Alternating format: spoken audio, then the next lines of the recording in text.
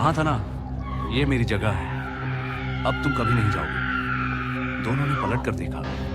वो औरत पीछे खड़ी थी, चेहरा सड़ा गला, आंखों से खून बहता हुआ। अगर आपको लगता है कि भूत प्रेत सिर्फ कहानियों में होते हैं, तो इस वीडियो को पूरा जरूर देखना, क्योंकि ये कहानी सिर्फ कहानी नहीं, बल्कि उस रात की सच्चाई है जब 4 दोस्त गए थे उस हवेली में और उनमें से सिर्फ एक ही लौटा।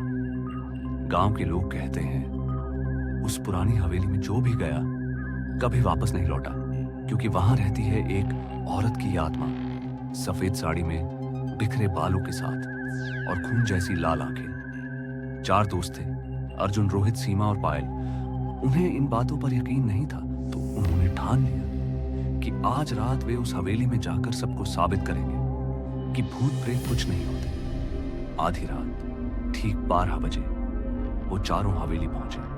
जंग लगा दरवाजा अपने आप खुला, छर्रर्रर्र, जैसे कोई उन्हें अंदर बुला रहा। अंदर अंधेरा गहरा था, हवा में बदबू थी और दीवारों पर जाले। सीमा की टॉर्च झिलमिलाई और उन्होंने देखा सीढ़ियों पर एक औरत खड़ी है, सफेद साड़ी, खुले बिखरे बाल और लाल चमकती आंखें। वो कुछ देर खड़ी रही और अचानक धड़ाम से गायब हो गई। कमरे की दीवारों पर खून से लिखा था, यह मेरी जगह है, यहां मत आओ। तभी बच्चे के रोने की आवाज आई। रोहित टॉर्च लेकर आगे बढ़ा, पर वहां कोई बच्चा नहीं था, सिर्फ एक कटी हुई गुड़िया का सिर पड़ा था, जिसकी आंखें अपने आप हिल रही थी। अचानक दरवाजा बंद हो गया और हवेली की पुरानी घड़ी बजने लगी। टन टन टन, पहली घंटी। अर्जुन गायब, दूसरी घंटी।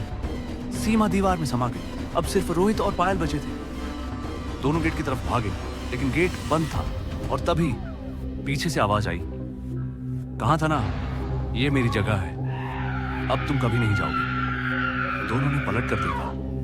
वो औरत पीछे खड़ी थी, चेहरा सड़ा गला, आंखों से खून बहता हुआ और उसकी हंसी हवेली की दीवारों को हिला रही थी। रोहित ने पायल को धक्का दिया और गेट तोड़कर बाहर भाग निकला, लेकिन पायल की चीखें हवेली के अंदर गूंजती रह गई। लोग कहते हैं आधी रात को अगर उस हवेली के पास से गुजरो तो अब भी पायल की चीखें सुनाई देती हैं और गेट पर रोहित की लाश पड़ी रहती है, आंखें खुली, जैसे वो आखिरी बार पायल को बचाने की कोशिश कर रहा हो।